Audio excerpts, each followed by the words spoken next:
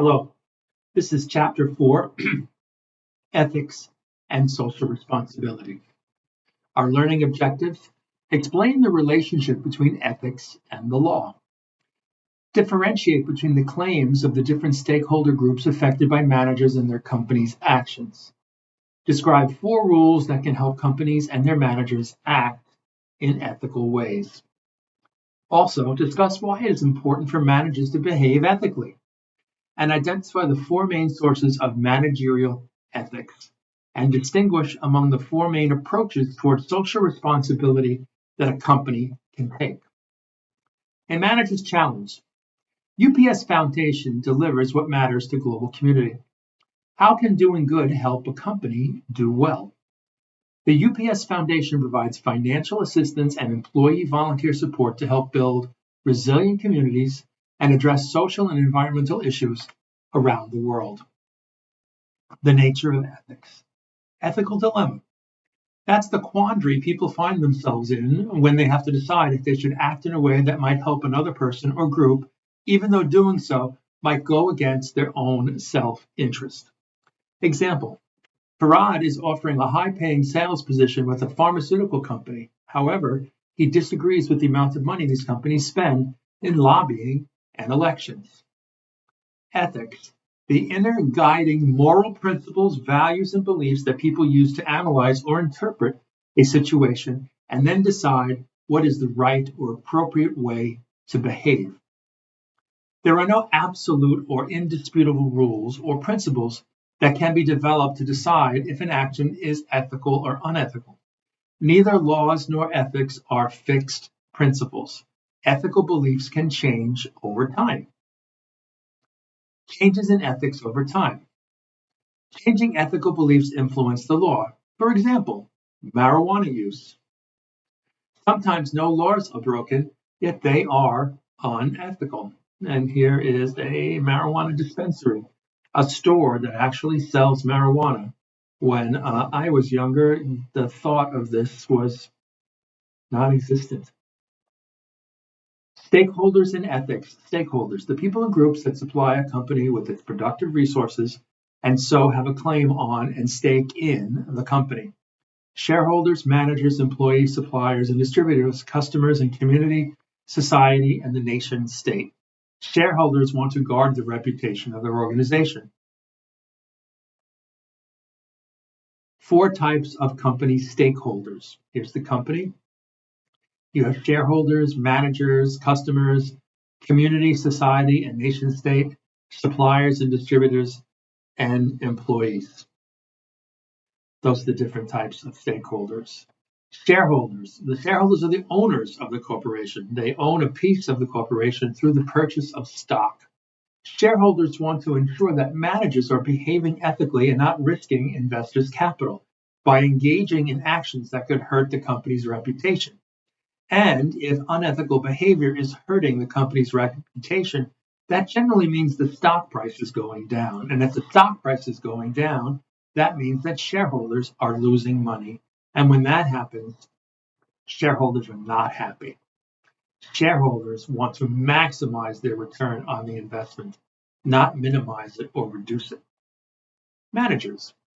Managers are responsible for using a company's financial, capital, and human resources to increase its performance. Managers have the right to expect a good return or reward by investing their human capital to improve a company's performance. They frequently juggle multiple interests. Layoffs of employees can reduce costs and benefit shareholders. One problem has been that in many companies, corrupt managers focus not on building the company's capital and shareholders' wealth, but on maximizing their own personal capital and wealth. U.S. CEOs get paid 399 times what the average worker earns, which is 1,460% increase since 1978. The average worker did not see this sort of increase of pay. Ethics and nonprofit organizations. More than 2,700 executives of nonprofit organizations earn more than $1 million a year in salary, bonus, and other benefits. 21% excise tax on nonprofit employees with salaries over $1 million.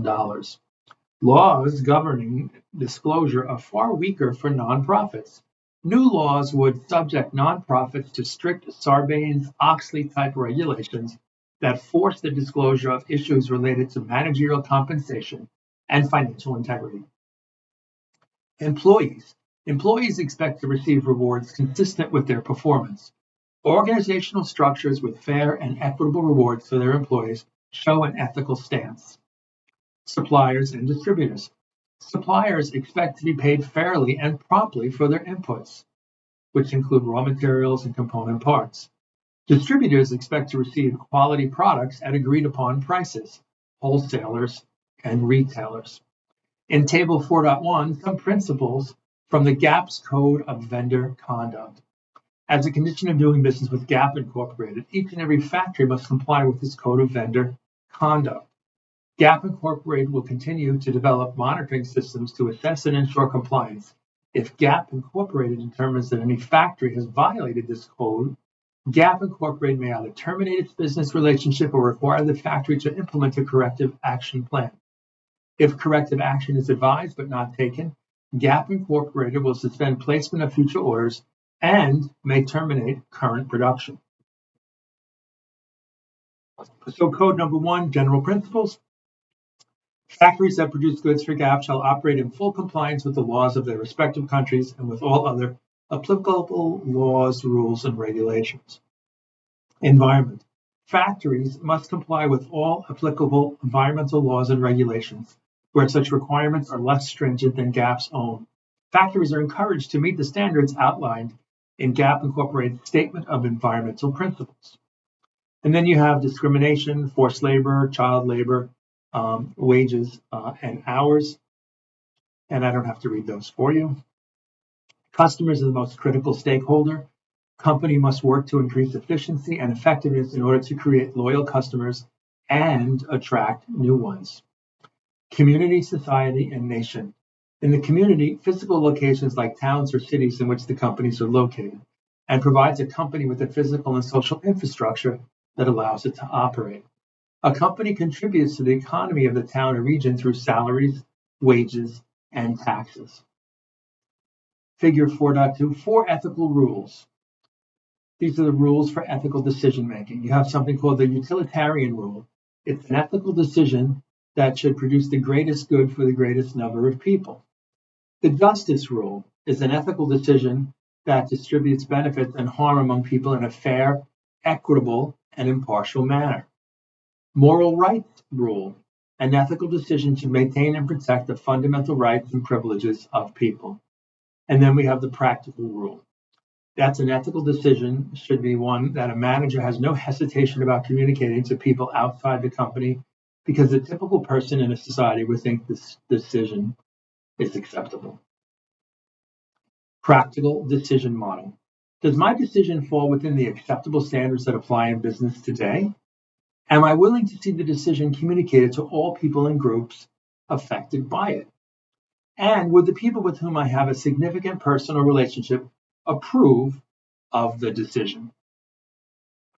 Why should managers behave ethically and not go after getting as much money as they can?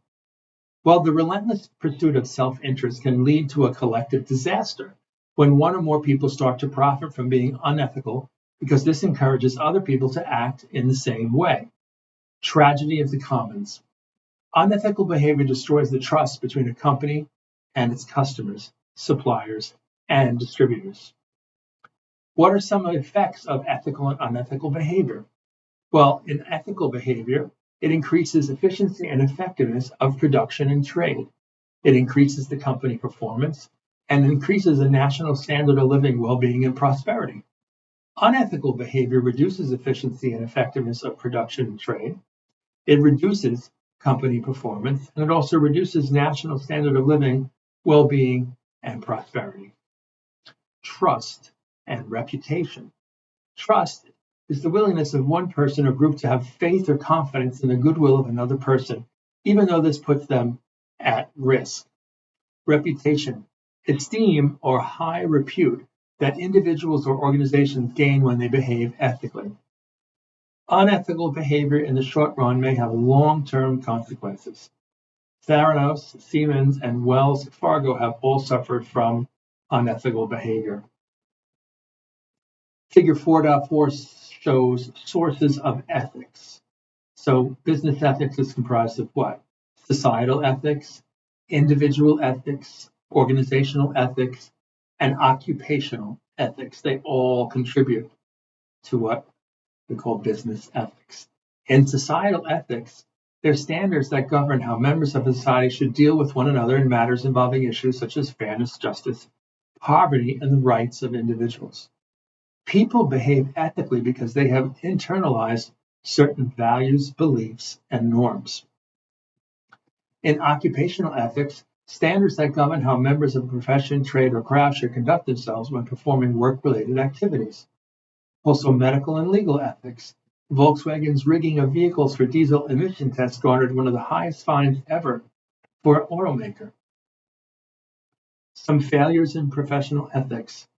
For manufacturing and materials management managers, releasing products that are not of a consistent quality because of defective inputs.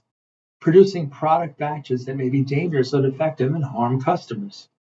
Compromising workplace health and safety to reduce costs, for example, to maximize output, employees are not given adequate training to maintain and service machinery and equipment.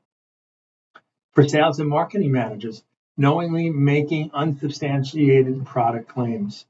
Engaging in sales campaigns that use covert, persuasive, or subliminal advertising to create customer need for the product. How about marketing to target groups such as the elderly, minorities, or children to build demand for a product? Also, sponsoring ongoing campaigns of unsolicited junk mail spam, door-to-door, or telephone selling. I don't know about you guys, but I can't stand getting cold calls from people I have no idea who they are, trying to sell me something, invading my privacy, and calling my cell phone. Drives me nuts. For accounting and finance majors, some failures in professional ethics include engaging in misleading financial analysis involving creative accounting or cooking the books to hide salient facts. Authorizing excessive expenses and perks to managers, customers, and suppliers. Also, hiding the level and amount of top manager and director compensation. For human resource managers, failing to act fairly, objectively, and in a consistent manner toward different employees or kinds of employees because of personal factors such as personality and beliefs. Excessively encroaching on employee privacy through non-job related surveillance or personality, ability, and drug testing. Also, failing to respond to employee observation and concerns surrounding health and safety violations, hostile workplace issues, or inappropriate or even illegal behavior by managers and employees. In individual ethics, they're personal standards and values that determine how people view their responsibilities to other people and groups, how they should act in situations when their own self-interests are at stake. In organizational ethics, they're guiding practices and beliefs through which a particular company and its managers view their responsibility toward their stakeholders. Top managers are especially important in shaping the organization's code of ethics. Johnson & Johnson had a credo. I'll read it to you. We believe our first responsibility is to the patients, doctors, and nurses, to mothers and fathers, and all others who use our products and services. In meeting their needs, everything we do must be of high quality. We must constantly strive to provide values, reduces of our costs, and maintain reasonable prices. Customers' orders must be serviced promptly and accurately. Our business partners must have an opportunity to make a fair profit. We can go on, but I'm just saying that Johnson & Johnson has a very strong credo. Approaches to social responsibility. The way a company's managers and employees view their duty or obligation to make decisions that protect, enhance, and promote the welfare and well-being of stakeholders and society as a whole. How a company admits or announces mistakes reflects their social responsibilities. Fitbit's recall of the Fitbit Force. GM and Ford's reluctance to admit mistakes. Forms of socially responsible behavior. Managers are being socially responsible and showing their support for their stakeholders when they provide severance payments to help laid-off workers make ends meet until they can find another job, give workers opportunities to enhance their skills and acquire additional education so they can remain productive and do not become obsolete because of changes in technology. Allow employees to take time off when they need to and provide health care and pension benefits for employees. Contribute to charities or support various civic-minded activities in the cities or towns in which they are located. Target and Levi Strauss both contribute 5% of their profits to support schools, charities, the arts, and other good works. Decides to keep open a factory whose closure would devastate the local community. Decide to keep a company's operations in the United States to protect the jobs of American workers rather than move abroad. Decide to spend money to improve a new factory so it will not pollute the environment. Decline to invest in countries that have poor human rights records. And choose to help poor countries develop an economic base to improve living standards. So we have different approaches to social responsibility. We have an obstructionist approach, defensive approach, accommodative approach, and proactive approach. And these score differently on the social responsibility scale. So for instance, for high social responsibility, a proactive approach would be that. Obstructionist would be a low social responsibility. 4 different approaches. In the obstructionist approach, companies and their managers choose not to behave in a socially responsible way and instead behave unethically and illegally. Manville Corporation hid evidence that asbestos causes lung damage. Defensive approach. Companies and their managers behave ethically to the degree that they stay within the law and strictly abide by legal requirements. Computer Associates, WorldCom, and Merrill Lynch gave managers large stock options and bonuses as performance was declining. Accommodative approach. Companies and their managers behave legally and ethically and try to balance the interests of different stakeholders as the need arises. Older and more reputable companies are more likely to curb managers' attempts to act unethically. Proactive approach. Companies and their managers actively embrace socially responsible behavior, going out of their way to learn about the needs of different stakeholder groups and using organizational resources to promote the interests of all stakeholders. Nucor refuses to lay off employees. Focus on DEI and B. Biddy and Bo's commitment to human rights. The owners hire individuals with disabilities to provide a way for them to become more accepted and included in every community. Why be socially responsible? Demonstrating its social responsibility helps a company build a good reputation. If all companies in society act socially, the quality of life as a whole increases. The role of organizational culture. Ethical values and norms help organizational members resist self-interested action, realize they are part of something bigger than themselves. Ethics officer, responsible for communicating ethical standards to all employees, designing systems to monitor employees' conformity to those standards, teaching managers and employees at all levels of the organization how to appropriately respond to ethical dilemmas. I thank you for listening.